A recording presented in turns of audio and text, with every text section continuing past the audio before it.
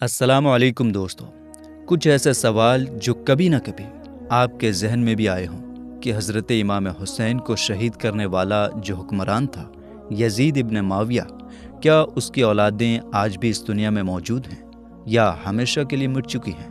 اگر موجود ہیں تو آج کے زمانے میں دنیا کے کس کونے میں زندہ ہیں؟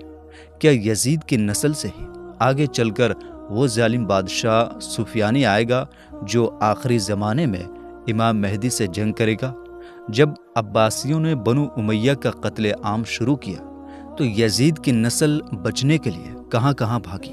کیا یہ سچ ہے کہ آج اسپین اور تمل ناڈو بھارت میں بھی یزید کے خاندان کے لوگ موجود ہیں؟ کیا حضرت امام حسین کو شہید کرنے والا صرف یزید تھا یا اس کے پیچھے اور بھی لوگ تھے؟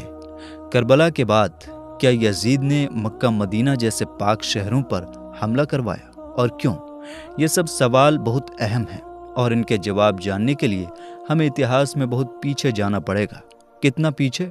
تقریباً 1550 سال پیچھے۔ دوستو، یہ بات قریب 430 عیسوی کے آس پاس کی ہے، اور جگہ کون سی؟ آج جس ملک کو ہم سعودی عربیہ کہتے ہیں وہیں کا ایک علاقہ ہے حجاز۔ بس اسی حجاز میں ایک شخص پیدا ہوتا ہے جن کا نام رکھا جاتا ہے عبد مناف۔ اب سنیں، یہی عبد مناف آگے چل کر عرب کے سب سے بڑے اور سب سے اہم قبیلے یعنی قریش کے سردار بنتے ہیں۔ اب جب یہ سردار بنے تو ان کی اولاد بھی خوب ہوئی، لیکن ان بہت ساری اولادوں میں سے 2 بیٹے سب سے زیادہ مشہور ہوئے۔ ایک کا نام تھا ہاشم اور دوسرے کا نام عبد شمس۔ اب یہ دونوں بھائی صرف عام بھائی نہیں تھے، یہ جڑوا تھے، اور اتنا جڑوا کہ جب ان کا جنم ہوا تو یہ ایک دوسرے سے چپکے ہوئے پیدا ہوئے تھے۔ اب ان کے والد یعنی عبد مناف نے کیا کیا؟ ان دونوں بیٹوں کو تلوار سے الگ کیا۔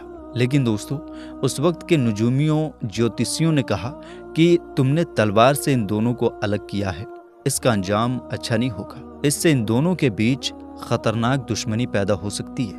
اور افسوس ایسا ہی ہوا۔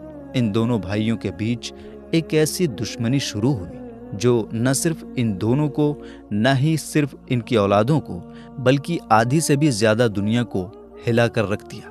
اور یہ دشمنی ایسی تھی کہ اس کا اثر تب تک رہے گا جب تک یہ دنیا باقی ہے۔ اب ان دونوں میں سے جو ہاشم تھے، لوگ انہیں زیادہ شریف، پرہیزگار، نیک اور خیال رکھنے والا انسان مانتے تھے۔ اسی وجہ سے جب قبیلے کی لیڈرشپ کی بات آئی تو وہ ذمہ داری بھی ہاشم کو ہی مل گئی۔ دوسری طرف جو عبد شمس تھا، وہ پیسے کے معاملے میں اور سیاست یعنی پولیٹکس میں بڑا سردار تھا، مگر دل سے ہاشم کی ترقی دیکھ کر اسے جلن ہوتی تھی۔ اب کیا کرتے؟ ہاشم تو دن بدن لوگوں کی نظروں میں اور بھی اونچے ہوتے جا رہے تھے، اس لیے عبد شمس ہر بار یہی کوشش کرتا رہتا کہ کسی بھی طرح ہاشم سے آگے نکل جائے۔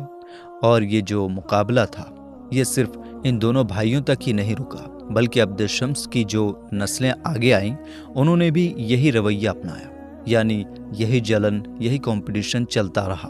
اب دھیان دینے والی بات یہ ہے دوستو کہ انہی ہاشم کی اولاد میں آگے چل کر پیدا ہوئے حضرت عبد المطلب، جو کون تھے؟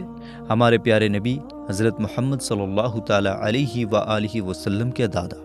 پھر ان کے گھر میں حضرت ابو طالب اور حضرت عبداللہ جیسے بیٹے ہوئے، اور حضرت عبداللہ کے گھر میں ہی پیدا ہوئے کچھ ایسے سوال جو کبھی حضرت محمد صلی اللہ کے ذہن میں بھی علیہ وآلہ حضرت امام حسین کو شہید کرنے والا خاندان سے تھے حضرت امیر یزید ابن معاویہ، حضرت علی، کیا اس کی اولادیں آج بھی اس دنیا میں موجود ہیں اور حضرت یا ہمیشہ کے لیے مٹ چکے ہیں؟ اگر موجود ہیں تو آج کے زمانے میں کہا جاتا ہے دنیا کے یعنی اس کونے میں زندہ ہے۔ اب دوسری طرف کی نسل سے